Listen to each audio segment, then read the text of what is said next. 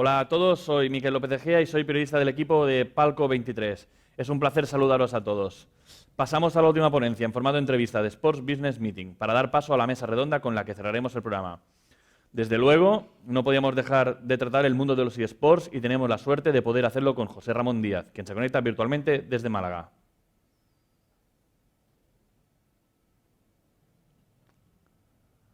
Buenas tardes. Buenas tardes, ¿qué tal? ¿Cómo estamos? Encantado de estar aquí, gracias por la Sí. invitación.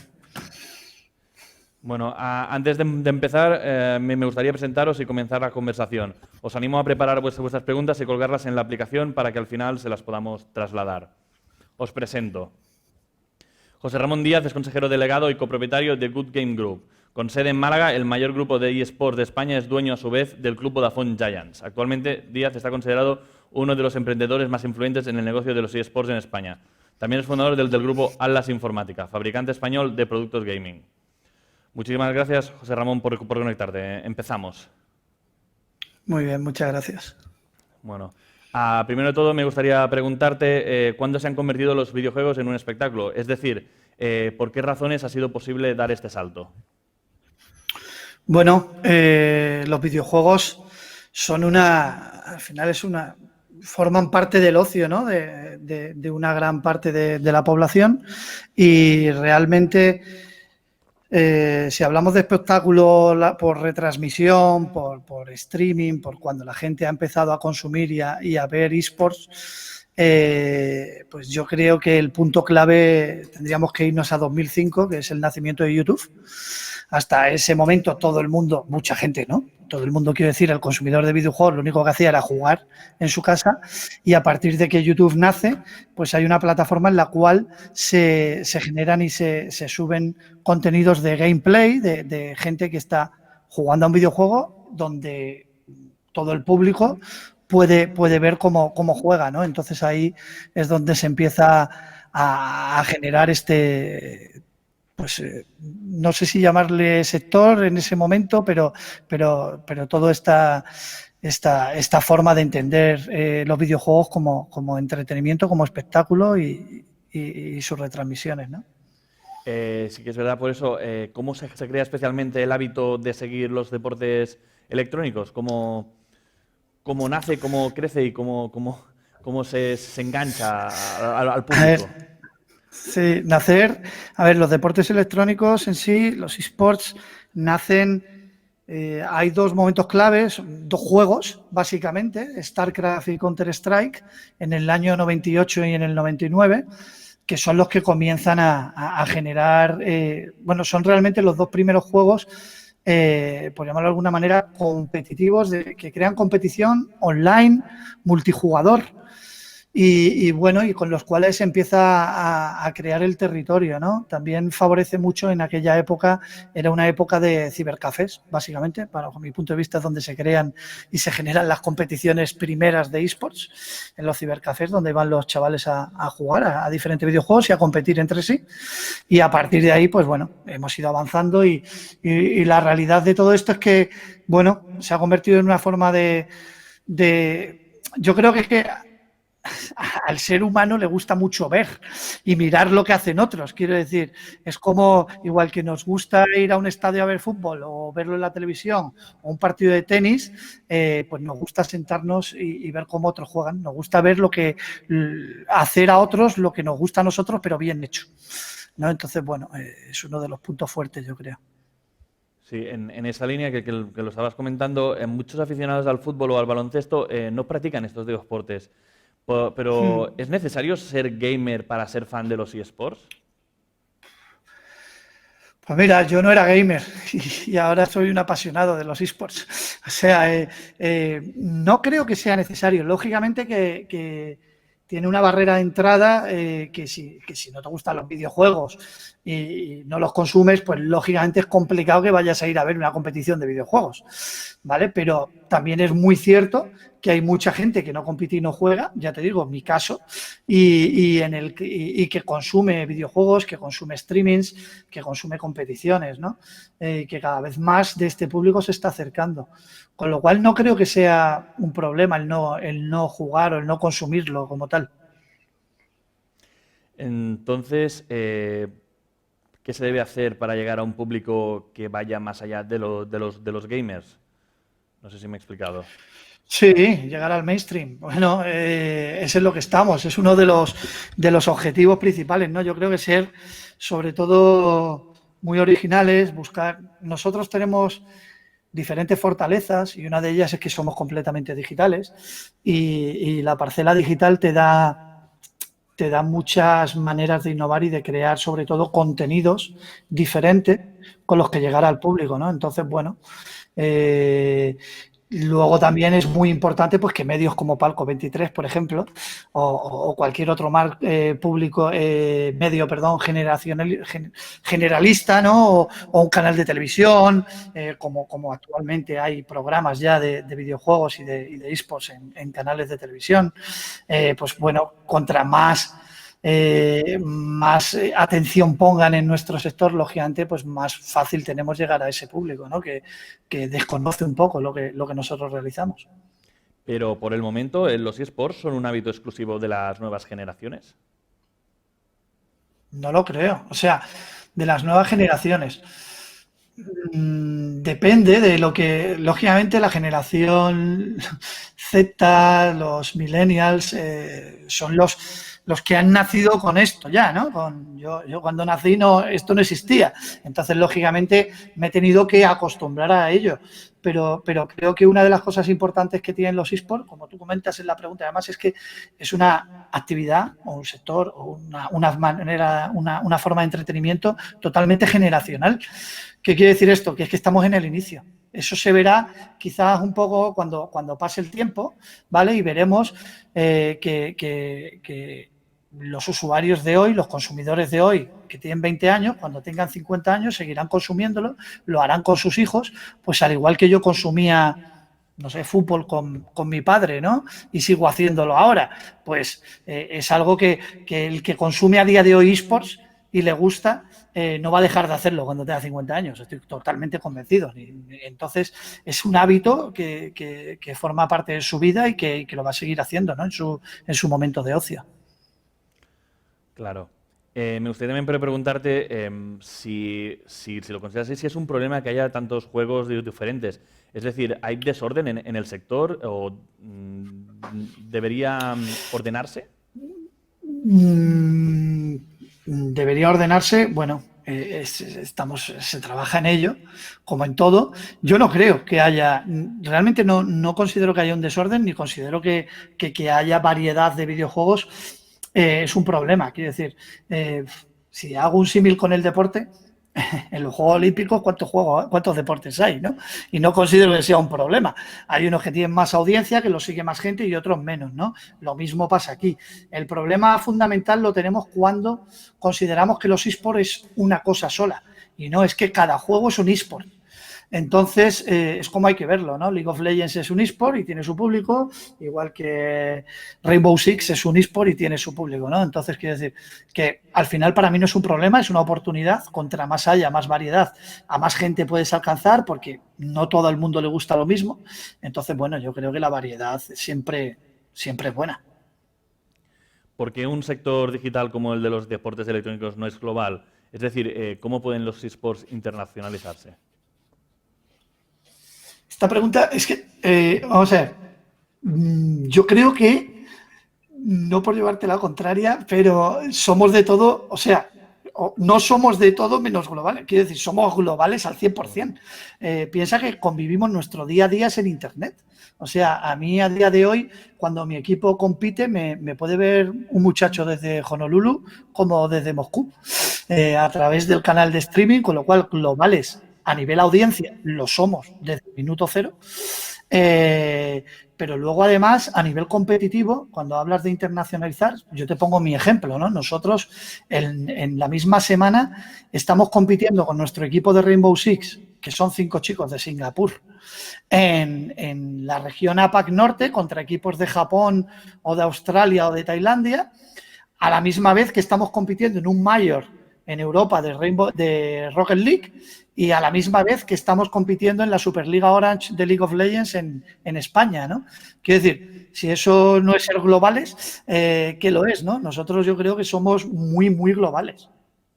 Igualmente, el sector de los eSports en España debería internacionalizarse más o puede hacer pasos para crecer más internacionalmente, si lo miramos así.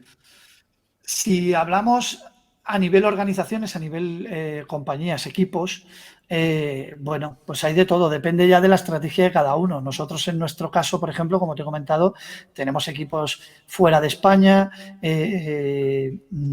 aunque el COVID haya supuesto un pequeño freno en esto, en nuestra hoja de ruta está el crear infraestructura en Latinoamérica también, y bueno, creo que sí que ya depende de la estrategia de cada uno, ya te digo, pero en nuestro caso es algo que contemplamos como compañía y que vamos a realizar, ¿no? Entonces, bueno, sí, yo creo, lo veo positivo porque es algo que nosotros, por ejemplo, ya te digo, nuestra estrategia lo tenemos contemplado y vamos a realizar. En esta línea te quería preguntar, Good Game Group es una de las empresas más sólidas en el sector de los eSports. ¿Qué necesita exactamente por eso el sector para consolidarse? Pues necesita tiempo y paciencia, creo, aparte de dinero, pero sobre todo tiempo. ¿Por qué? Porque yo veo muchas prisas porque los esports crezcan mucho y que las cifras sean gigantescas. No veo estas prisas con la petanca, ¿sabes? Por ejemplo, o con el ping-pong. No sé, quiero decir, nosotros estamos en pañales, somos un sector, una industria que acaba de nacer hace nada. O sea, te he comentado que el primer juego competitivo realmente de esports nace en el 98, 99. Y realmente el boom de los esports comienza en los años, a partir del 2010. O sea, que con el lanzamiento de League of Legends, sus competiciones, no creo que hay que tener prisa, creo que estamos trabajando en el camino correcto, se están haciendo muchas cosas bien, de las que se hacen mal aprendemos y considero que es lo que hay que hacer, como en cualquier otro sector y como en cualquier otra industria, ¿no? Entonces, bueno, sobre todo creo que bajar un poquito el nivel de exigencia y luego ir con tranquilidad y con pausa haciendo las cosas bien. Pero si ha habido un boom realmente, quizás ha sido en esta pandemia. ¿Crees que el parón por el COVID-19 ha sido una oportunidad para los esports y cómo se puede aprovechar esta oportunidad? A ver, valga decir que la pandemia no, o sea, ha sido una desgracia para todo el mundo, para los esports incluidos. Porque en el momento en el que a tu partner, a tu patrocinador le va mal, a ti no te puede ir bien, ¿no? Entonces, y está claro que con todos los confinamientos, etcétera, bueno, pues ha sido una situación muy complicada. Lógicamente, como decía al principio, nosotros, a diferencia de otras formas de entretenimiento, somos totalmente digitales y no necesitas ir a una sala de cine a vernos o a un estadio a vernos, y entonces, lógicamente, el streaming se ha potenciado muchísimo. Luego, para algo que me preguntabas al inicio, que era lo del mainstream, ¿no? Para llegar a más público todavía, pues lógicamente ha ayudado que figuras tanto del deporte como del cine, como de cualquier otra industria del entretenimiento, se haya animado, pues porque son consumidores habituales de videojuegos y ahora que han tenido más tiempo, que estaban en casa, pues han streameado, han participado en streaming de clubes de eSport como el nuestro, en torneos, etcétera, y eso ha hecho que público que les sigue a ellos y que quizás no estaba tan habituado a seguir nuestra actividad, ¿no? Pues lo haya consumido, le haya gustado y se haya quedado, ¿no? Entonces, ahora nuestro trabajo está en eso, ¿no? En hacer que el que ha venido se quede, ¿no? Y realmente por ahí sí que ha sido una oportunidad y ha sido un buen momento, ¿no? A nivel negocio y a nivel entretenimiento sobre todo y lo que podemos crear, ¿no? Al principio de la pregunta me has hablado de los patrocinadores. Me gustaría preguntarte hasta qué punto apuestan los patrocinadores por los eSports, es decir, ¿cuál es la tendencia ahora? Bueno, somos, si te hablo como club, incluso como las competiciones, pero somos patrocinio dependientes, ¿no? Se podría decir a día de hoy. Con lo cual no podemos más que estar agradecidos a las marcas que vienen y apuestan por nuestro sector. Cada día la verdad y la alegría que nos da es que son más. Recuerdo cuando solo podíamos contar con marcas muy endémicas, ¿no? Marcas de componentes informáticos o tal. A día de hoy no, a día de hoy ya hay marcas no endémicas y muy de consumo entrando en nuestro sector. Creo que cuando las grandes telcos, las tres de España o tres de ellas, decidieron dar el paso de entrar en los eSports de la manera además de lo que lo hicieron, ¿no? Pues fue un momento muy importante y que ha hecho que nos dé más visibilidad y que otras marcas consideren nuestro sector como una oportunidad muy importante donde invertir para llegar a su cliente y a su consumidor. Es una oportunidad donde invertir, pero sin embargo estos patrocinios, ¿cómo pueden evolucionar o, mejor dicho, sofisticarse? Bueno, depende un poquito, ¿no? La realidad es que, como te decía antes, al ser digitales y al nosotros creo que huimos un poco de lo normal. Quiero decir, podemos ofrecer y ofrecemos tanto tipo de producto diferente que va más allá de una valla publicitaria o de un banner o de un logo en una camiseta, ¿no? Que es algo que también tenemos. Pero aparte, nosotros con nuestros jugadores, por ejemplo, como club, activamos en el día a día, en sus streamings, en sus contenidos, creamos contenidos especiales para las marcas. Quiero decir, hay mucha diversificación y creo que somos muy innovadores en esto como sector y que las marcas es algo que reciben de muy buen grado y que les interesa, ¿no? Entonces, no sé si eso es ser sofisticado, pero sí creo que es ofrecer productos que en otros sitios no encuentran. Los clubes tradicionales están apostando en masa por los eSports. ¿Crees que su estrategia en general es adecuada o que deberían mejorar? Es decir, no sé cuál es su punto de vista, cuál es tu punto de vista con ellos, con su estrategia. Los clubes tradicionales, te refiero a los clubes de deporte. Los clubes de deportes tradicionales, sí. Yo es que lo de deporte tradicional, perdóname, pero para mí es deporte. O sea, no lo sé. Y bueno, el tema está en que la realidad es que muchos clubes de deporte están dando el salto a los esports, se están introduciendo en nuestra escena, en nuestro sector, y bienvenidos sean. La realidad es que yo no me siento capacitado para hablar de su estrategia, quiero decir, no sé los objetivos que persiguen realmente como para yo ponerme aquí a juzgar si la estrategia es buena o mala, ¿no? Yo creo que cada uno cuando hace un movimiento de este tipo, lógicamente, es porque considera que el sector lo merece y que es interesante para su negocio, ¿no? Entonces, ya te digo, por nuestro lado les damos la bienvenida a todo el que se quiere incorporar y bueno, solo puedo decir que los esports son algo que voy a decir yo, ¿no? Pero maravilloso, donde adentrarse y fascinante y que bueno, espero que todos los que entren pues no salgan escaldados y que les guste, ¿no? Que se asesoren bien, que busquen buenos consultores realmente y bueno, y no sé, poco más tengo que decir sobre esto, ¿no?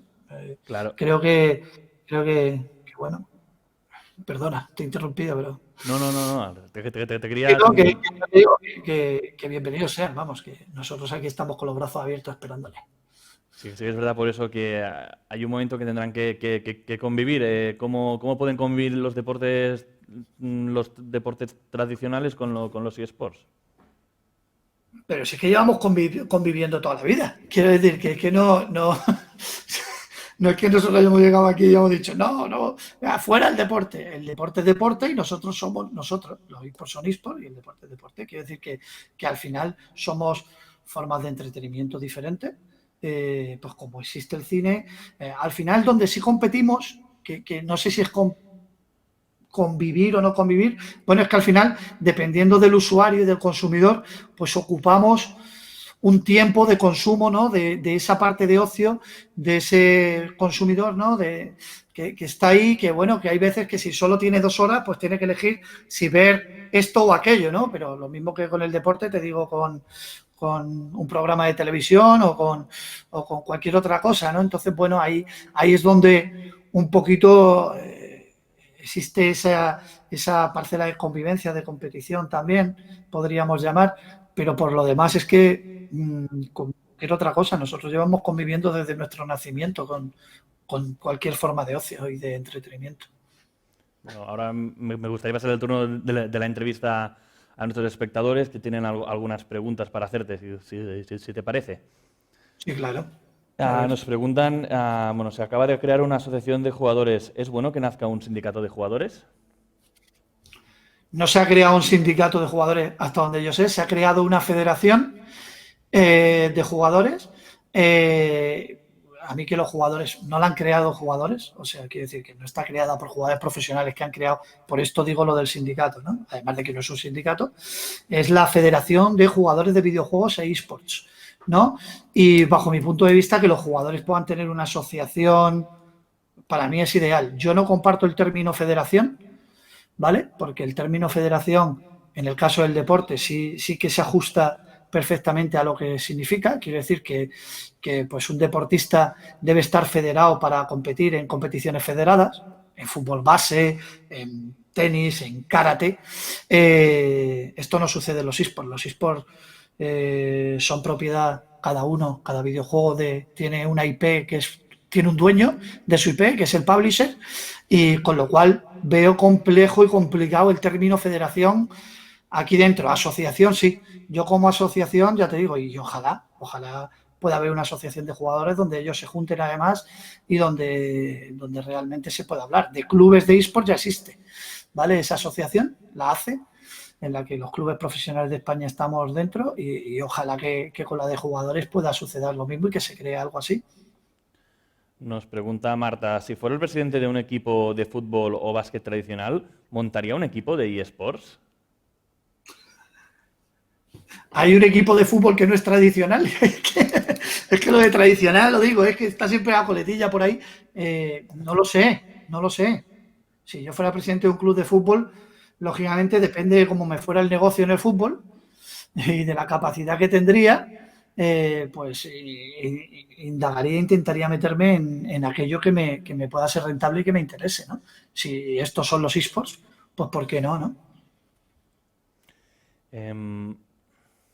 Arturo nos pregunta, progresivamente, los clubes de fútbol van creando sus propias secciones de eSports. ¿Son una amenaza para los equipos independientes o una oportunidad de crecimiento?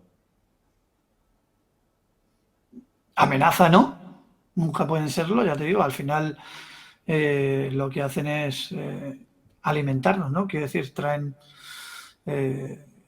fortalecen nuestra apuesta y nuestro sector, con lo cual por ahí no, pero como cualquier otro, quiero decir, para mí no hay diferencias entre que un club de fútbol o de baloncesto entre los eSports o que mañana se cree una nueva compañía que es un club de eSports. Será un competidor más y un socio más, ¿no? en este camino. Pero yo no le veo ningún problema. Nos pregunta también, ¿el Mundial de LOL tendrá algún día más audiencia que la final del Mundial de Fútbol? Hombre, a día de hoy el Mundial de LOL tiene mucha audiencia y ha sido el fin de semana pasado la final además. Y es maravilloso, igual que el de fútbol. Pero el de fútbol, es que estamos hablando de algo, es que el fútbol se nos olvida que tiene 120 años de historia, ¿vale? Y entonces, claro, lo que va a pasar, tampoco creo que va a ser nuestro objetivo tener más audiencia que el fútbol, ¿no? Es que, repito, que es que somos diferentes y somos formas de entretenimiento, cada una a lo nuestro. Y a mí particularmente, por ejemplo, si tengo que dar mi opinión, es que a mí me gusta ver la final del Mundial de Fútbol y me gusta ver la Mundial de Fútbol de la final del Mundial de LOL, ¿no? De League of Legends. Entonces, no, es que no considero que sean incompatibles ni si tendrá más público. Hombre, las generaciones nuevas bueno, pues veremos qué pasa, ¿no? En el futuro, pero lo que sí está claro es que nuestro público, no sé el del Mundial de Fútbol, pero el del Mundial de League of Legends cada año crece. De eso no hay duda y exponencialmente, ¿eh? Nos pregunta también en esta línea, ¿hay vida más allá de LOL? Hay vida más allá del LOL, sí. Pues como en el deporte hay vida más allá del fútbol, pues claro que hay. Lo que pasa es que las cantidades que se mueven, pues a día de hoy el más relevante, siempre cuando uno es el más relevante, pues lógicamente arrastra más. Entonces, en este caso, en los esports, en la competición, el League of Legends es el juego número uno y el que más audiencia arrastra, el que más gente juega. Entonces, bueno, lógicamente es importante. Yo creo que hay muchos publishers creando productos muy buenos, construyendo competiciones bastante importantes y bueno, y es cuestión de tiempo. Ya, perdona que me repita, pero es que es cuestión de tiempo. Es que nos tenéis que dar tiempo. Es que es así. Parece que el sector va muy rápido por eso. Sí, sí, es que hay mucha prisa, hay mucha prisa. Nos llega otra pregunta. Mi hijo de 12 años quiere hacerse gamer. ¿Qué le digo? Que estudie, eso es lo primero y principal. Después, que no se vuelva loco, que igual que hay niños de 12 años que quieren ser futbolistas y van a entrenar a fútbol base 3 días a la semana, pues lo mismo puede hacer con lo que te gusta, que si en este caso es jugar a videojuegos competitivos, pues puede hacer lo mismo y comenzar a subir en rankings individuales y bueno, apostar, intentar entrar en alguna academia, porque hay academias de equipos como para crear la base, ¿no? Y bueno, dejarse ver sobre todo en lo nuestro es fácil. Al final, si eres bueno, los ojeadores lo que miran son los rankings. Entonces, si estás ahí bien posicionado, lógicamente algún equipo se fijará en él. Entonces, ya te digo, paciencia, trabajo, constancia, pero sobre todo no perder el norte y saber qué es lo importante. Y con 12 años yo creo que lo importante... Ya. Jacobo nos pregunta, José, como acabas de mencionar los eSports que son espectáculo, entretenimiento, ¿no los ves como un deporte? Yo no. Depende, es lo que te quiero decir. Hay diferentes juegos. Es que los eSports, para que nos hagamos una idea, el 90% de los juegos competitivos no tienen nada que ver con el deporte. Entonces, sí es cierto que hay simuladores deportivos. Y en este caso, lógicamente, hay, lógicamente es el simulador del fútbol o del baloncesto o de la Fórmula 1 o de las motos. Entonces, lógicamente, sí que hay un encaje, ¿no? Y lógicamente considero que es normal, pues que además las organizaciones deportivas y las federaciones o las asociaciones, las ligas, pues incluso exploten ese tipo de juegos y creen competiciones alrededor, etcétera, ¿no? Pero luego, bueno, yo creo que nosotros somos entretenimiento y espectáculo, sobre todo. Entonces, bueno, luego cada uno es el eterno debate, ¿no? Cada uno, es que a mí realmente me importa poco, ¿no? Pero sobre todo creo que somos esto, entretenimiento, por encima de todo. Nos preguntan también, ¿los patrocinadores de eSports solo pueden ser empresas para gente joven? Pues mira, buena pregunta, oye. No, como poder puede ser cualquiera, ¿no? Es más, nosotros en nuestro caso, en breve seguramente sorprendamos con algún partner, algún socio nuevo, ¿no? Que poco tiene que ver con el público joven en sí. Pero la realidad es que nuestro nicho de mercado se sitúa en la franja de los 14 a los 35 años. Entonces es normal que esas marcas que buscan impactar a ese tipo de público sean las que más entran, ¿no?, en el sector. Nos preguntan, como propietario de Giants Gaming, mejor club de España con diferencia, ¿crees que es bueno para el sector que un club despunte tanto? Gracias por el halago, eso antes de nada. Y yo creo que es bueno que haya gente que hace las cosas bien. nosotros no miramos atrás, no miramos a los lados. Quiero decir, nosotros tenemos nuestra línea, nuestra estrategia y allá vamos, ¿no? No nos vamos a frenar porque haya otros que a lo mejor hacen menos cosas o las hacen de manera diferente. Y nosotros seguimos a nuestro ritmo y bueno, como yo te he dicho al inicio, nosotros sí nos consideramos una marca global y eso es lo que estamos además, en cada vez serlo más y globalizar nuestra marca. Entonces no podemos mirar a los lados, ¿no? Nosotros, yo no creo que haya alguien bueno que haga bien las cosas, que por cierto no somos el único. Yo te puedo decir a quien ha hecho la pregunta que hay muchos, ¿vale? Que son espectaculares, pero bueno, que yo no creo que puede ser malo, ¿no? Malo sería que no haya ninguno, pero que haya referentes nunca debe ser malo. Tenemos una última pregunta. En términos de recursos humanos, ¿gestionar un equipo de eSports es lo mismo que gestionar un equipo de fútbol? Es lo mismo que gestionar una compañía, cualquier otra.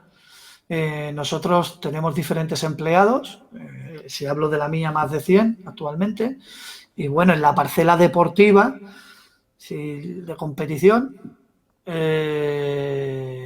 un Head of Gaming, que podría ser un símil al que ficha en cualquier otro deporte, o hay una parcela de audiovisual, hay parcelas de creación de contenidos en la parcela audiovisual, pero no solo en esta, en social media, comunicación, marketing, hay un departamento de patrocinios, quiero decir, hay como una compañía de otro tipo, hay administración, financiero. Entonces, bueno, entiendo que sí, que un club de fútbol o de baloncesto deberá tener lo mismo, pero igual que también lo tiene uno de telecomunicaciones o uno de cualquier otra cosa, ¿no?